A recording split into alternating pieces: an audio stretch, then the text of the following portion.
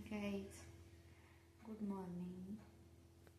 वरती पण आता तर जावंच लागणार आहे पटकन आवरून. चला तर भेटूया. आज नाही दूध बोर्नव्हिटा, मी फक्त चाय पिता. तुम्ही पण या प्यायला. माझ्या लाईफमधलं सर्वात मोठं स्ट्रगल म्हटलं तर हे आहे की या केसांची दररोज वेणी घालून जाणे. कारण ऑफिसमध्ये हेअर्स टाय करूनच जावं लागतं. अलाउड नाही आहे खुले हेअर सोडायला.